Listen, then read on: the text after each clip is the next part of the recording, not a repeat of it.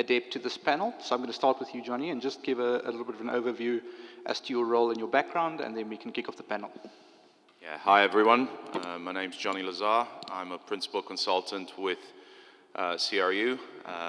I work in our advisory division in London, and one of our roles is to advise various corporations through independent due diligence into acquisitions. I've run about 20 of these projects over the last 2 years. It's been a pretty busy period in mergers and acquisitions, and it's good fun to talk about. Fantastic. Sherry?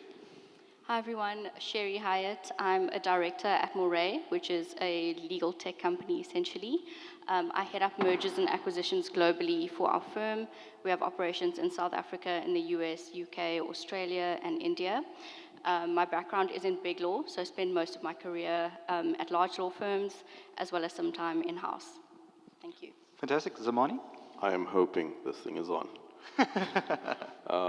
So my name is Zamani Ngidi. I head up M&A for a company called Ionut here in South Africa. I look after the Africa region, supported by the Middle East team as well as the European, Middle East, and Africa team. So what I do is look after a certain vertical called transaction advisory services, which is effectively looking at diligence solutions for our clients. And that ranges from things like ESG, lenders insurance advisory, so effectively advising on the insurance due diligence, wrapping lenders protections in insurance collateral, as well as kind of generic insurance due diligence. And then the other piece, which is warranty and indemnity insurance, effectively covering reps and warranties made within sales per an SPA.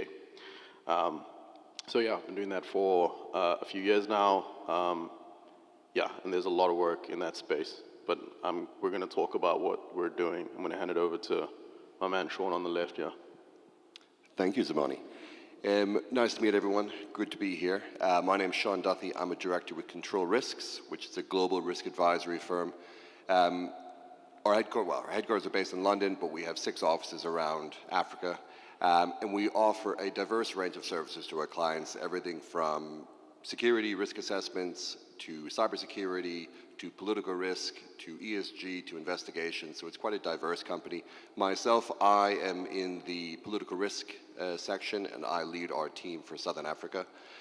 So looking forward to chatting about the political risks in the commodity sector. Fantastic. And then obviously I'm Danie, sustainability lead at More Infinity. More Infinity as well is a professional services firm in the audit advisory tax. So I see we're all very closely aligned in terms of our professions. So I'd like to start off with Sherry and Zamani. And actually first to Sherry, in this high rate environment, we're seeing buyers pivot to sort of stock for stock, tighter collars, earn-out milestones, sort of classic capital discipline plays.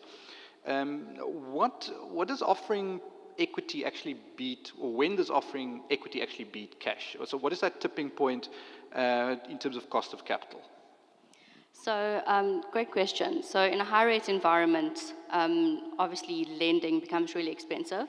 So cash deals become less attractive in general, unless the buyer has cheap access to capital. So in this environment, you'll often see buyers pivot towards stock-for-stock deals. There are some complexities here, though. So the seller obviously must be open to a stock-for-stock transaction. And that typically means that they must want to enter into a long-term strategic partnership with the buyer. So with a cash deal, what you often get is a clean exit for the seller. And that's very attractive often for sellers. So if they just want to kind of sell the business and be out, cash would be more attractive. If they see kind of a long-term strategic upside in the business, then they'll opt for a stock-for-stock transaction. One of the big deals that we've seen in the sector is the Anglo-Tech merger. So that's a good example of kind of a merger of equals coming together. If that was structured as a cash deal, it would not have the same effect. So you see often with share swap transactions that there's more of a partnership at play.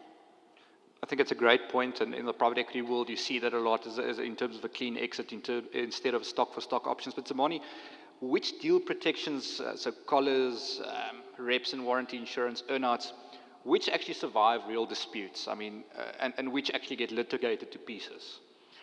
So Aon is an insurance broker, so I'm obviously going to go for reps and warranties because I'm going to sell insurance. So yeah, those are the most least litigious route, right? No, but in all seriousness, I think before I kind of go to that point, right, I think I want to take a step back and just address one of the things Sherry was saying around kind of that clean exit piece. So W&I insurance is super helpful in that because, when you're doing those transactions, instead of, having your sellers standing behind these reps, and there might be something contentious during the process of handing over or, once operations have kind of been going forward, I think you want to have a point of recourse that is not your management team. So it's super useful to have that in play. And then I think second, when you see, when you look at, collars, earnouts, it becomes problematic because of the way things, how things are defined, right? And so when you look at W&I insurance as an example, it's typically more straightforward. Everyone can stand behind, again, these reps were made on the asset on a kind of past-looking basis. Anytime you start making future, forward-looking statements, it becomes a little bit problematic. People start wanting to move the goalposts for various reasons. And so, when I look at the claims statistics that Aon publishes on an annual basis, looking at claims that have been repudiated by insurers, what we've seen is that I think of the 500 claims we've done that look at W&I, only 2 have gone to arbitration and the insurers won. And what that effectively tells me is that it's not so much saying that the claim process is not efficient. It's telling me that, if something does go to arbitration, more than likely it's just the interpretation of the policy wasn't correct. And the product in South Africa, it's becoming more and more topical. So you do kind of get some of these false negatives because people want to see like how does this thing actually respond and things of that nature. But I know I made a joke, but actually the answer is insurance. Well, it sounds quite watertight with those statistics. And maybe back to you, Sherry. I mean, how do these structural choices or these structured choices in terms of stock for stock or cash affect or signal strength or weakness? I mean, there's surely some competitive dynamics when bidders use different mixes. So what happens when capital discipline meets sort of auction pressure? So I think what's really important is what the seller is looking for, right, and what they value. So if the seller values liquidity and a clean exit, a buyer that's able to offer cash is likely going to win. So that's really important. I think understanding what the seller preference is. What it sometimes can signal is if a buyer offers cash, obviously it signals that they've got liquidity at their disposal. It's not necessarily an indication of kind of the value of the target necessarily. Sometimes it just is an indication of market conditions. If the buyer is cash strapped, they're likely going to offer a stock for stock transaction structure instead. It just means that they don't have to fork out cash. What they're offering is essentially shares. And that's particularly attractive when the share price is high. It means essentially it's kind of expensive money for them. So what that means is ultimately they need to issue less shares in order to proceed with the transaction versus if their stock was weak. Yeah, I think that's an excellent point. But beyond that, is there not a signal in terms of the market or potential competing bidders as well, dependent on how you structure the deal as well? So I think ultimately it boils down to competition, right?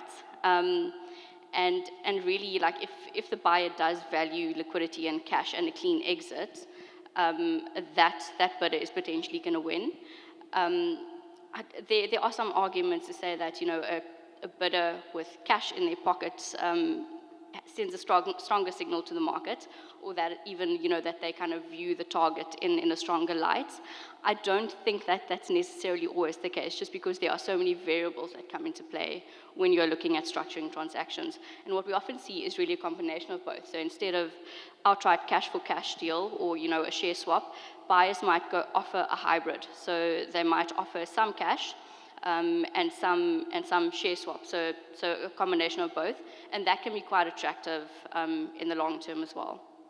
So let's zoom a little bit out to the geopolitical reality. So I want to go to you, Sean, and specifically the realities reshaping commodity M&A, so global tensions, resource nationalism, sanctions creep, corruption and compliance risk. How are these dynamics actually shaping M&A strategy in terms of globally and specifically in Africa? Thanks, Danie. Yeah, there's a lot there to unpack, but let me start. I think what's interesting about the kind of shift in geopolitics, and we have a much more aggressive U.S. We also have the rise of emerging powers in the Middle East, Turkey, Saudi Arabia, India, and I would say as well a larger focus on Africa and the continent, and in particular critical minerals. And I think a lot of times people are thinking this might be a negative thing. I would say actually for people doing business in the continent, particularly in commodities, it's actually a positive. America's actually, I would say, has come back into the continent with a much more business first, rather than seeing it as aid. Obviously, the USAID is gone. And again, I would argue that's not necessarily a horrible thing for the future.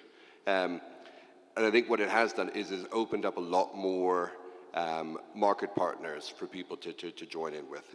Obviously, we have Saudi Arabia, we have India, we have China still, we have Russia, but also now we have a lot more emphasis from the West coming in to do business. We've seen America take very big deals, not only stop conflicts like in the Congo, but also to have mineral deals. They've also put a lot of money behind the Libido corridor, partially to counter China and Russia, but also because I think there's a realization that they need those minerals long term for their economy to keep growing and for them to continue as one of the great powers in the world. They need those minerals. So I would say that's what we've seen there is actually not a negative, but it can be definitely a positive.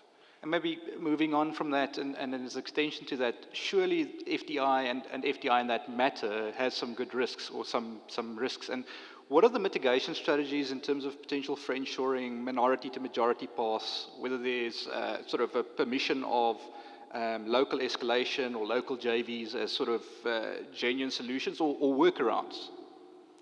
No, I mean, I think they're genuine solutions. I think the ideas of kind of pairing where there's similarities make sense.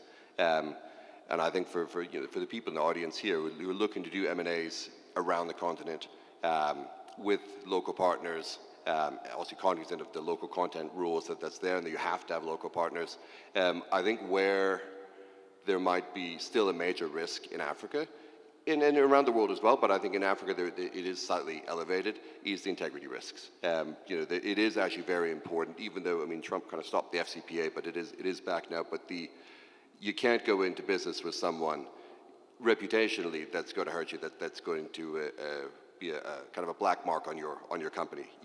As an example, especially in South Africa, you can imagine if you partnered with Sahara Computers 10 years ago, remember that one, owned by the Guptas?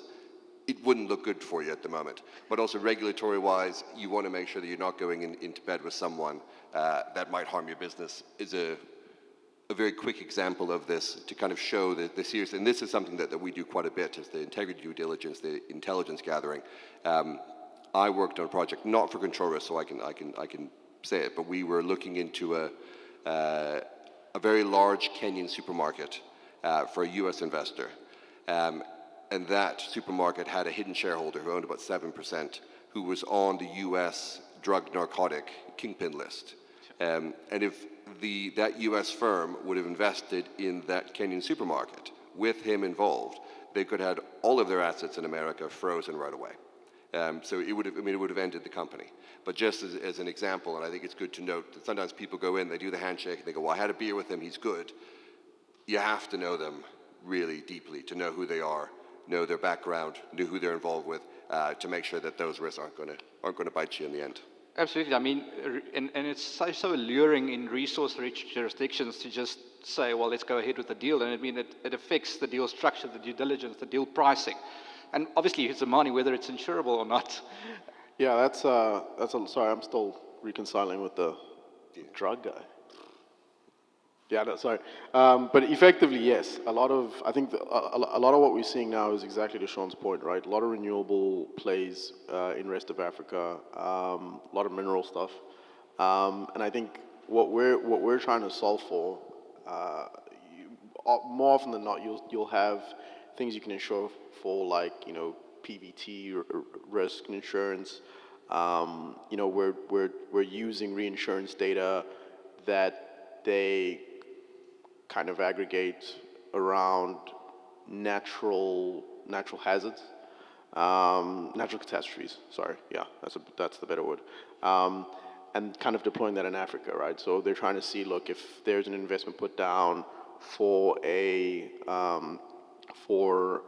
particular crop in East Africa, looking at the increase of rainfall, how is that actually going to affect that investment over the long term? We're also trying to see whether or not we can assist folks with wrapping credit facilities with insurance, and that's one to kind of get the credit uplift or rather the credit substitution, but it allows foreign sovereigns as well as institutional funds to actually deploy capital into Africa in a manner that's secure, and also opening up the kind of the West with all the capital providers to actually look at Africa as a place to be able to deploy that capital securely. So there's a ton of stuff that we're doing both on the insurance side and a ton of stuff that we're doing on the diligence side that's really trying to solve and answer the question of, is, you know, to the point Sean was making, Africa's safe to put money down. And maybe fundamentally to that is the market fundamentals, Johnny. I mean, copper and lithium are trading at substantial premiums at historical costs, and the cost curves and traditional incentive price levels are just sky high. So first, are those premiums justified by the actual production cost, demand fundamentals and long-term scarcity? Yeah, I think lithium and copper really stand out for the sheer value of the tickets of the acquisitions that we've seen. But more than the fundamentals is the strategic prioritization of those commodities. So you can pretty much split the acquisitions market between commodities that China has a strategic interest in and is very active on the acquisitions market and competing very actively for some of those assets, and other commodities where China hasn't manifested a direct strategic priority interest. And so copper and lithium are both of strategic interest. They're also commodities that are fairly resilient to changes in the technologies around energy transition. So copper does well under pretty much any energy transition scenario because ultimately it's the primary enabler of infrastructure to essentially deliver renewable energy as well as charge technology. On the lithium side, pretty much most of the batteries that are going to be put either into electric vehicles or in stationary energy storage are going to be lithium based for at least the next couple of decades. And so they're very resilient to changes in demand depending on technology choices, but they're also very, very strong focuses of strategic interest from both China, but some of the other actors that were mentioned here, increasing interest from India, the Middle East. And so there's a lot of capital flowing into the acquisitions market from players that are willing to take that additional premium, not necessarily in exchange for low OPEX or low cost in the market, but for access to material that's reliable over a period of time. And do you believe there are any sources of vulnerability for substitution, recycling and changing OEM sourcing perhaps? Because as you said, they're quite robust, but surely there is some vulnerability to substitution there. I'm just thinking of the sodium batteries, etc. Yeah, so I think to give some examples, on the copper side, a lot of the substitution has already happened because copper's been at such an elevated price for so long that any applications where you can use aluminium particularly instead, much of that has already occurred. But the big question is around recycling. So both in copper and in lithium, you've got the possibility to recycle material and to gain a lot more units of volume from the secondary market. But the technologies are still in their infancy. So copper at the moment, recycled copper primarily goes into castings, which is a lower value end use. But we're seeing a lot more funding of technologies to recycle the copper straight back into power applications, which is the premium market. On the lithium side, there's so many alternative ways to obtain lithium units to put into batteries. So we're now seeing direct extraction technologies. We're seeing the use of lithium chloride as an intermediate product that's considerably more low cost out of brines. And so there is a little bit of a deficit of imagination that pushes that premium up, because the general understanding is definitely that the primary units are going to be needed, that the mined output is going to be needed. But there's also a lot of technological barriers before you can substantially substitute those materials. At the moment, we're still in a world where most of the lithium that's going to be consumed in the next 30 years hasn't yet been brought to market. And so there is a justification for those premiums from that side as well, but the market is finding solutions to bringing additional material to market. I think the bigger question is sort of the structural changes. I mean, there's sort of a massive shift in how capital flows into minings and metals specifically. And traditional M&A, where a buyer acquires an equity in a mine, I mean, it's being challenged by structured finance, by strategic offtake agreements, by pre-finance, sort of oil majors, private equity, and other strategic entrants with deep pockets that are deliberately not choosing to overpay for equity, as you mentioned. So instead, there's obviously securing supply via offtake. So how significant is this shift, and what exactly is driving it? I think it's a point in time. You see a lot of capital flowing towards mining and metals, particularly from the oil and gas market, also from coal miners that have made a lot of money over the last 10 years from really high, elevated coal prices. And they're coming to the mining and minerals markets, but they're coming with a fairly conservative point of view, with a fairly aggressive and ambitious attitude, but also with a conservative mindset of, we're still trying to protect our hard-earned earnings from the fossil fuel markets. And so that mentality is going to shift over time, but those newcomers to the metals and mining industries understand that they need time to essentially learn how to play in these markets in a way that they already know in the fossil fuel markets. And so while that transition happens and while that learning curve is being ascended, a lot of these players don't want the risk of owning and operating an asset. And so those pre-finance deals allow new players in the market, particularly from the oil and gas sector, to essentially name their price of acquisition, which is a nice luxury to have, but also to access much lower risk premiums, much lower cost of capital. And ultimately what they all want is resource security. And so it's a lot of pluses for not a lot of cons for particularly structured finance deals. And I mean, it just shows the risk-adjusted returns of some of these, structures.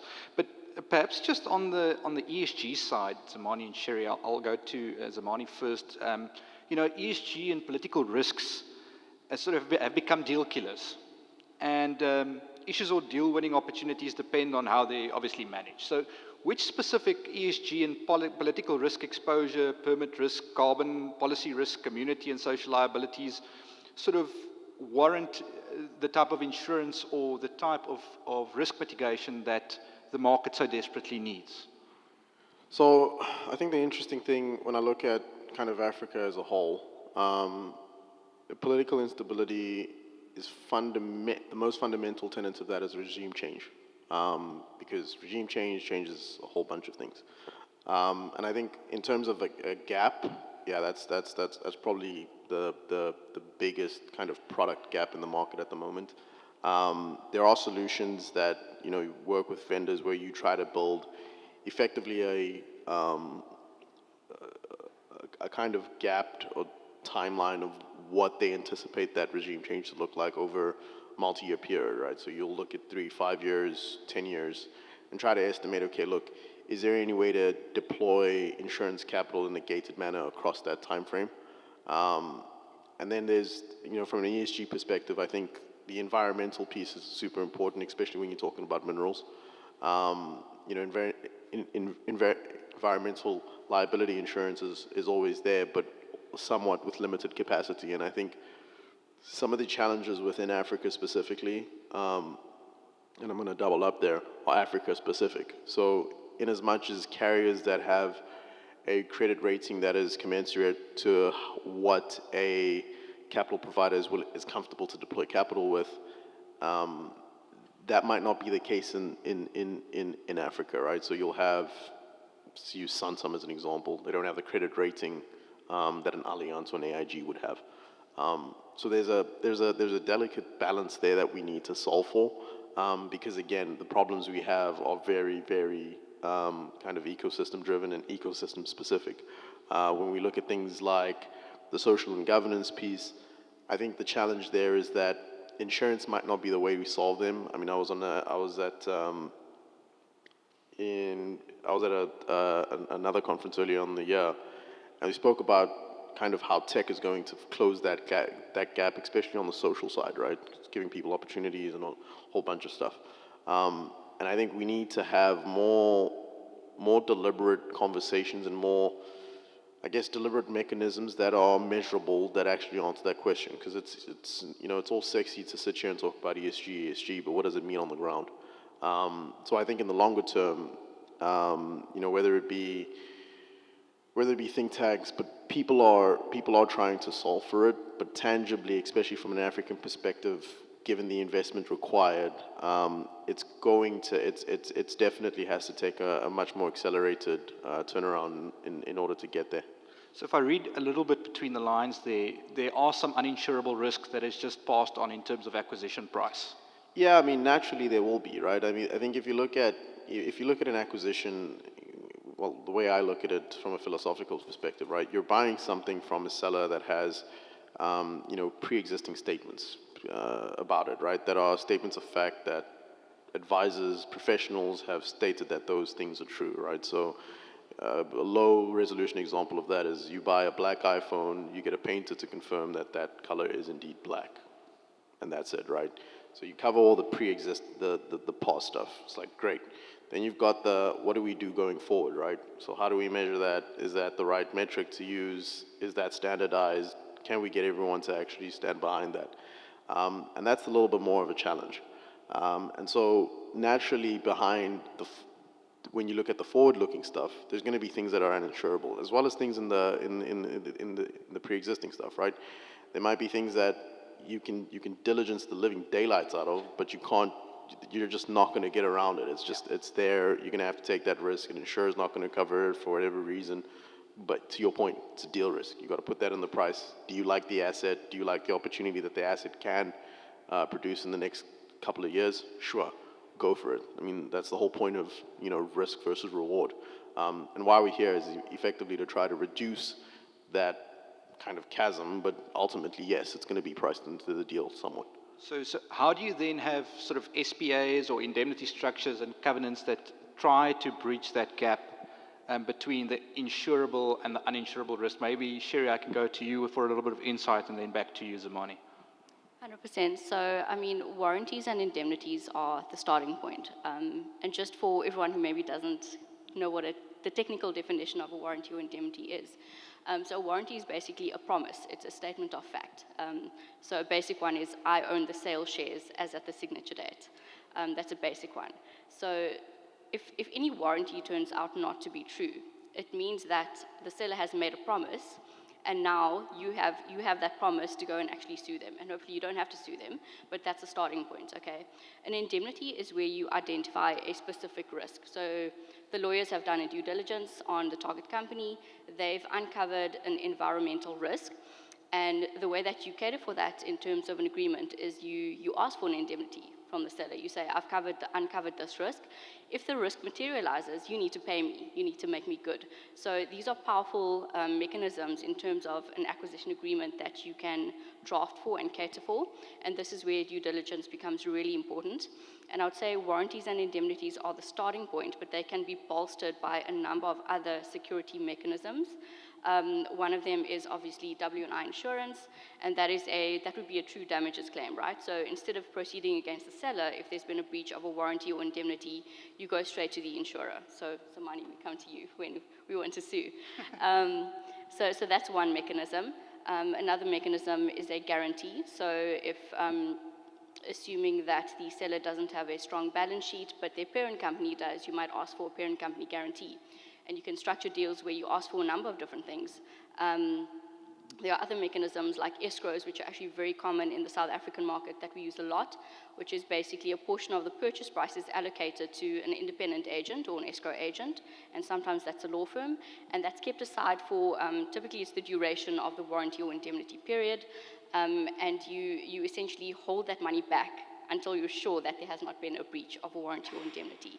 So there are a lot of contractual mechanisms that you can use when insurance is not always feasible, that you can use to cater for risk that is uninsurable. I think one of the things I would like Sherry to speak a lot longer, because you are a lawyer and it's billable. So guys, it's free. This guy's free money, guys. The less we speak, the better for you. But I think when you talk about those other mechanisms, and going back to kind of the solutions that the insurance market is trying to solve for, there's litigation risk insurance. So effectively, it takes if you buy an asset and there's pending litigation, but the probability of that litigation is low, you can actually get an insurer to stand behind that, as opposed to because it would obviously be separate from in the SPA, but there's insurances for that. There's insurances for tax liability that the treatment of the buyer might not be comfortable with, and so they want to put that kind of not within the transaction and get an insurer to look at. But again, the probability has to be low, and I think that's where people need to get a grasp of insurance. As insurers are there to make money. As crass as it sounds, they don't reject claims because they're trying to keep more money. Well, but they don't do that in principle, okay? The key thing is they want to take a low risk, so something that when you look at it on the face of it, you're like, there's no chance this is going to happen. And they want to, put a premium to it. And over the long term, there's going to be some spiders under the bed, whatever the case may be. Sure, there'll be a claim and they'll pay out for it. And I think with more kind of these esoteric kind of classes of business, whether it be litigation risk, W&I, cyber insurance is a very good example. Insurers are incentivized to actually pay out the claims, and the reason for that is simple, right?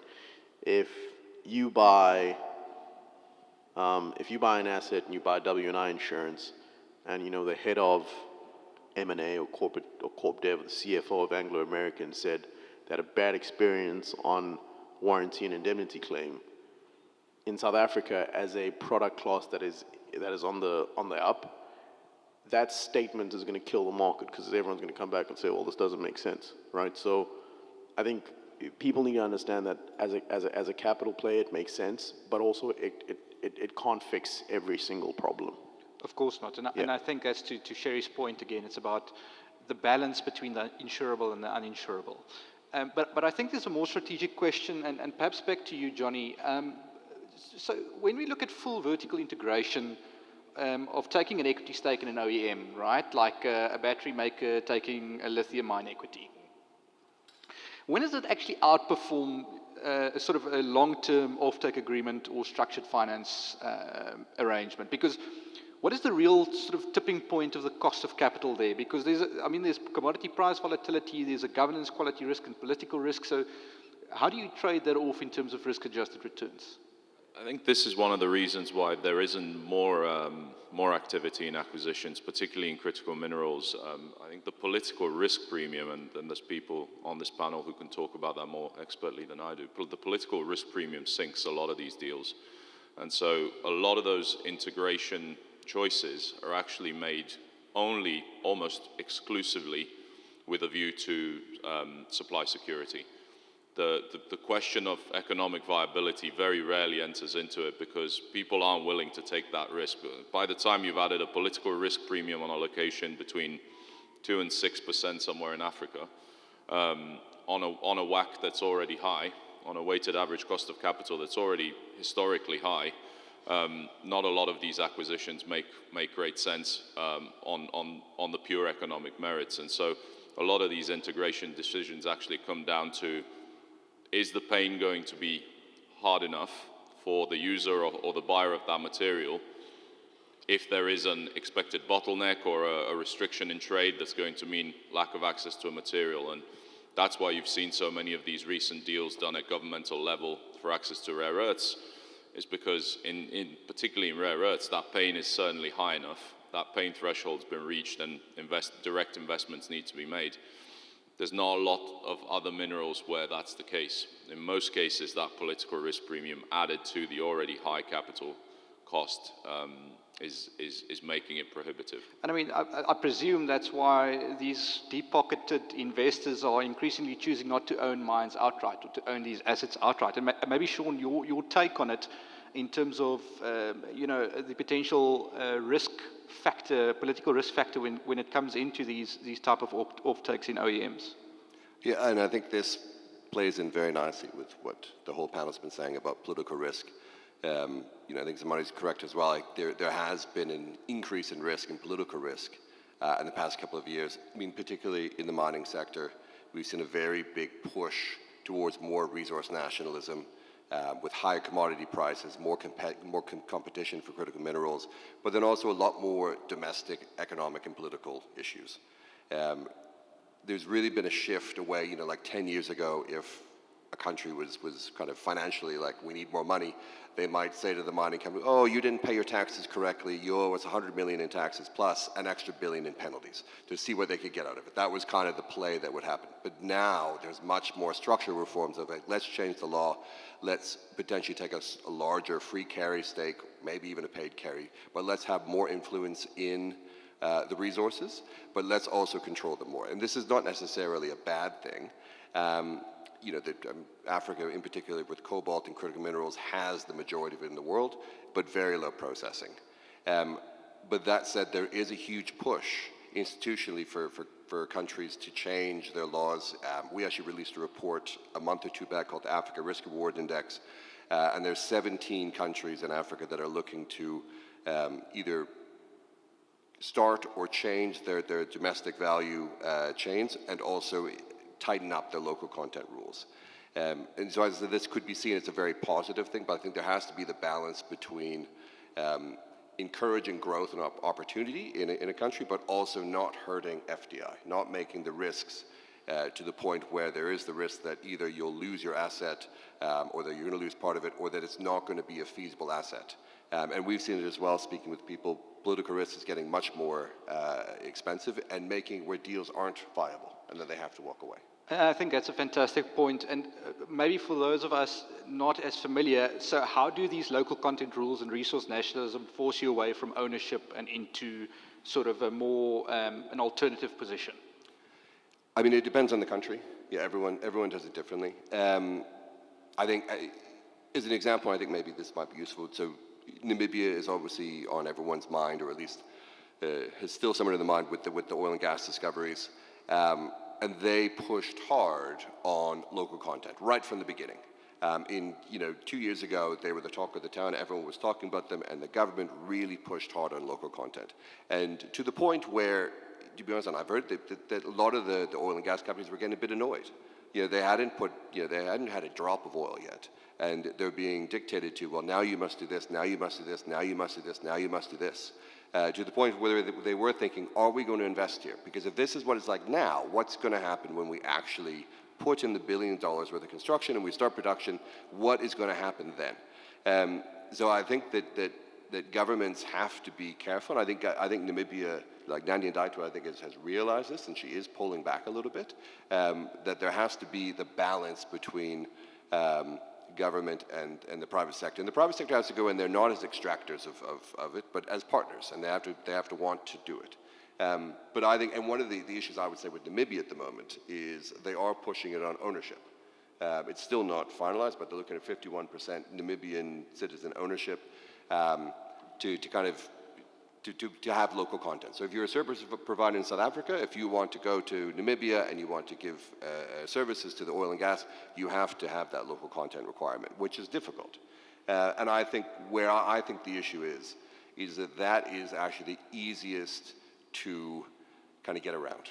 And from personal experience, when this was announced, I was in Namibia when this was announced, and we were saying to people, because we were looking at incorporating there, And we said to people, it'll be very difficult because we don't give up ownership. We can't give up 51% ownership of the company. And the amount of people who said to us, I'll front for you. Just come to me, I'll front for you. So, and it's a very easy thing to do. And I mean, for me, I would much rather see, rather than this the idea, well, it has to be owned 51% by a Namibian, and you have one person that's going to do well, rather push growth, local investment, skills development, that actually makes, if someone invests there, they grow their business, they employ more Namibians, they train more Namibians, and in 5 or 6 years, that Namibian learns enough, and then he starts his own company. That, for me, I think is actually a better way forward. Yeah, I couldn't have said it better. I mean, Sean and I were lucky enough to be on a panel for Africa Mining Week as well, where we spoke about the issue of beneficiation. And I think it's so critical. Sean, maybe just, the structural financing shift or structural finance shift change, how do we value these supply security positions, whether that's a sort of a minority equity stake, an offtake contract, or structured finance arrangement? You mean like what's the best way forward? Correct. Yeah, Danie, that's a good question. And I'll tell you, a little bit out of my wheelhouse. I don't know, Danie. I don't know what would be best. I mean, I think it depends. I think ultimately, and with all the things we talked about in like political risk insurance and the way, I mean, everything has to be done, I would say, quite bespoke. And I think I always hate when people come to us and they're like, we want an Africa risk, give us the risk rating for the continent. We're like, it's not possible. And they're like, oh, fine, Southern Africa. We're like, it's not possible. It has to go country by country. And in some countries, like in DRC, we're going to break that up in like different risk ratings around. And I think as well, same if we're talking about how are we going to structure it for a different deal. It depends on the deal, depends on where it is, depends on what are the assets like, who were the previous owners, and what's the best way going forward. So not a great answer, I admit. No, I as think best I as think I that's could do. and Sherry and I spoke earlier as well. I mean, M&A in the commodity space is so deal specific. There really isn't a blueprint for these type of transactions. And I think we've almost come to the end of our panel. So I want to give all of the panelists just an opportunity to quickly reflect and to say, well, what do you want the audience to take away from this panel in terms of commodities and M&A? If they have to leave today with one critical analysis point of what we've discussed, what would that be? And I'm going to go to you first, Johnny. Yeah, I think one of the things we haven't discussed and something that needs to be considered is a lot of the geostrategic alignment that's happening around the world is creating a lot of challenges, but also a lot of opportunity, because it's allowing thinking around value chains to operate above and beyond the borders of a country, right? So there's so many examples of opportunities where you can create either, you can invest in a mining asset or you can invest in a processing asset, and those materials can move around the world within the new geostrategic alignments in a way that creates a lot of opportunity. It just has to be very clearly defined. So I think the key thing is that geostrategic realignment doesn't create just challenges. It creates these huge opportunities for non-geographic alignment to happen. You don't need to just think about Africa. Africa can work really well as part of a super region that either practices alignment or practices non-alignment as a strategy that can be very successful. And there's a lot of acquisition opportunities within that. And perhaps just as an allusion to BRICS, I mean, surely there are some fantastic opportunities from a South African point of view in that beyond the geopolitical sphere and the geological or the geographical sphere. Yeah. Perhaps, Sherry, your thoughts as we conclude the panel. What would you like our audience to take away today? So I think the macroeconomic factors are really important, but as a lawyer, I'm going to say deal structuring is really important. So I think it's important to think very carefully about how to structure a deal before signing, obviously, and you need to consult with expert specialists in various fields. So obviously lawyers, tax advisors, accountants, they all are really important, and they work together to advise you on the best structure, and things that you don't think about, you may not think about at the outset, become really important later, like tax consequences. And this all factors into things that we touched on earlier, like structuring a deal. So in the South African context, for example, what we call an asset for share swap transaction, there are tax benefits to that if you structure it correctly. So these things are really important. That's where your specialists come in. So the takeaway I'm going to say is, consult with experts who have done this before, and they can advise you on kind of the best way to structure an M&A deal. And even if it's not an M&A deal, if it's an offtake agreement, that might be the best way to structure it. So yeah, I'd say just think very carefully and rely on people who have done this before. Completely agree. There's always this analogy. Structuring is most important when you cannot afford it, but but less important when you actually can, and most relevant when you can't afford it, and most relevant when you can afford it, and not as relevant when you can't. So, structuring absolutely is a cardinal point. I think, Sean, maybe your reflections, and before I go to Zamani, what would you like our audience to take away from this? Thanks, Danie. I think, to be honest, as a risk advisor, sometimes I can see if I speak with clients, they think, oh, you're going to tell me what I can't do, even though I really want to do it. And I don't see I don't see my job as that. It's also finding opportunities. And I think it's important, as the panelists were saying, is being prepared. And if you're prepared, then those risks can actually be mitigated. And I think, being, in the continent, there is tons of opportunity. Not only in critical minerals, but agriculture, services, tech, finance. There are massive amounts of opportunities, and I'd say probably more than any other continent. But the risks are higher. But I would say, my last words would be, it's high risk, but high reward. Zamani, maybe over to you, just your final thoughts. It would literally just a combination of what Sherry and Sean are saying, right? So if you look at the list of professional advisors she listed off, this was legal, tax, and finance, right? You got to add risk to that kind of bouquet of advisors. When you look at this region, I think Aon as a firm is super interesting because there's that platform of risk identification, assessment, and all those good things, but also using mechanism as a way to unlock deal value, alternatively transfer that risk altogether. So I think as people think about deploying capital in the rest of Africa, identifying risk and being risk on and using that kind of view of risk in a manner that will incentivize or better structure a deal, I think is very useful. And there are things that you don't even think are out there that can solve for those problems. Just pick up the phone. This is how I pay for the roof over my head. There are things I know that you don't. So yeah, that would be my takeaway. Fantastic. To all the esteemed panelists, I think the audience would agree this was a very high level and very insightful panel. So thank you, panelists. Really appreciate your great inputs.